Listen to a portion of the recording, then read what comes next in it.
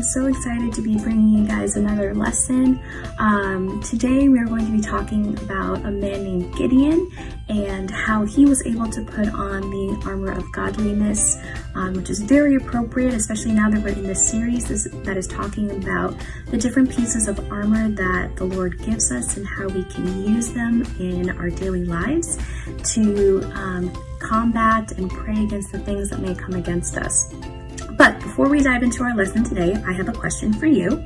And so my question is, what is either one of your favorite things to look at or one of the things that you've noticed maybe more recently in nature?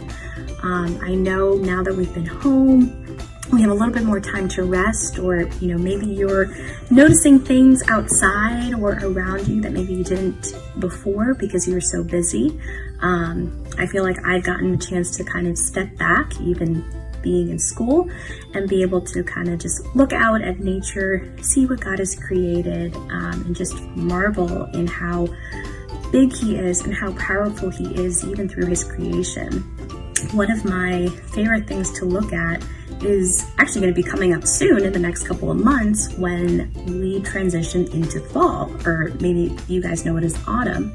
So where I live and where I grew up, a lot of our trees will turn, or the leaves will turn into this beautiful red, orange, and yellow colored leaves.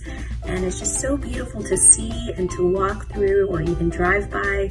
And it's just a reminder to me of how good God is, how great He is, and just how amazing the things are that He's created for us to see and to recognize and to remember who He is.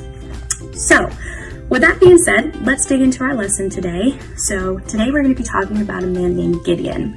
Now, Gideon lived in the time of the Old Testament. So this is before Jesus came, before we know all the things that happened in the New Testament. Gideon lived in the Old Testament, and his story is found in the book of Judges, specifically Judges chapter 6. And actually, I have my Bible right in front of me. So God used Gideon in a couple of different ways. One of them was he was able to defeat an army, a really, really big army actually, with only a few men. Now, that's not our story for today. Today, we're actually going to talk about what Gideon did that made him put on the armor of godliness. So back in those days, the Israelites, who were also known as God's people, they would sometimes do their own thing. So they wouldn't obey God. They would do evil in the eyes of the Lord. They just did not listen. They wanted to do their own thing. And as God's chosen people, he didn't like that. That was not who they were called to be. That's not who the chosen people were supposed to do. And so, unfortunately, the Israelites during this time, they were being threatened. They were under kind of the oppression of the people called the Midianites. And so the Midianites were the enemies of the Israelites, these very oppressive enemies, for about 7 years or so. Now, around this time, an angel of the Lord came to Gideon and told him, "Hey, I need you to prepare. You are going to be the person that is going to deliver the people of Israel. This is what we got to do." So, one of the first things that Gideon had to do way before he prepared for battle, way before he got his army together, which is why he had to put on the armor of godliness before putting on any physical armor, was he needed to tear down an altar. So, I had mentioned before, the Israelites, they kind of did their own thing. They didn't follow God. Well, one of the things that they did, which was not very good, was they built altars to other gods, especially some of the gods of the neighbors or the neighboring tribes that were nearby them. And so in particular, there was this one false god that they had built an altar to called Baal. And so they had altars all around where they were, and they worshiped this false god instead of worshiping the one true God.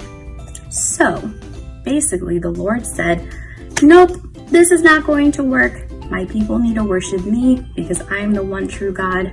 Baal is the false god. So Gideon, this is what you're going to do. You are going to tear down the altar to Baal, and you're going to build an altar to me. And so that's what Gideon did.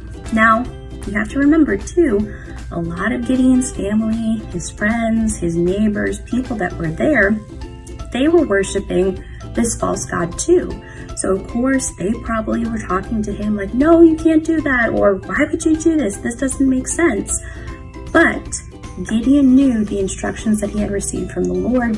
He had to put on that godliness and recognize that, no, the Lord is the one true God. This is who I serve.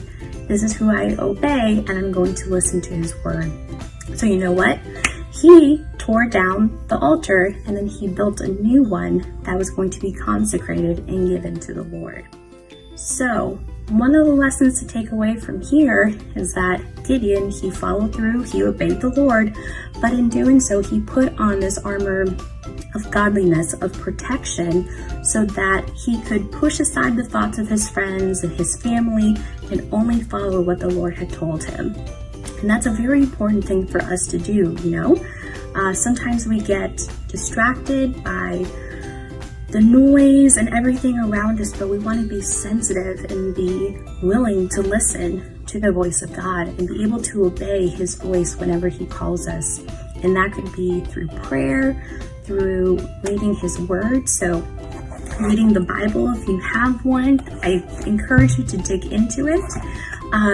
But those are just some of the ways that we are able to put on, at least that piece of armor, is putting on the armor of godliness. So before we go, I do want to go over our memory verse, which actually our memory verse is found in the New Testament this week. So if you have your Bibles with you, flip all the way to the book of Ephesians, chapter 6.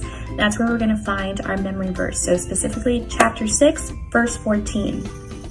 And so we talked about our story. So Gideon, how he tore down the altar that was in the Old Testament. But now we're fast forwarding all the way to Ephesians, where Paul is writing and telling the people of Ephesus how they can put on the different pieces of the armor of God so they can withstand anything that might come their way. So if you have your Bibles with you, like I do, we're going to look at Ephesians chapter 6, verse 14, which reads, "Stand firm then, with the belt of truth buckled around your waist, with the breastplate of righteousness in place." So that breastplate that we were talking about, that armor of godliness that Gideon put on, that's the same thing as putting on the breastplate of righteousness. So I would encourage you, continue to put on the armor of God every day, the moment that you wake up. It is a powerful, powerful tool that we have to protect our heart, to protect our mind, to protect our soul. It is something that God has given us and has equipped us with. And we know that God will protect us, but we're also able to put on these pieces to be able to protect ourselves. So I hope you guys have enjoyed this lesson. Dig into a little bit more about Gideon. It's in Judges chapter 6 and 7. Like I said, there's a pretty cool story that comes afterward about how Gideon uses actually a fleece and an army of only a few men. So if you're interested, I would check it out.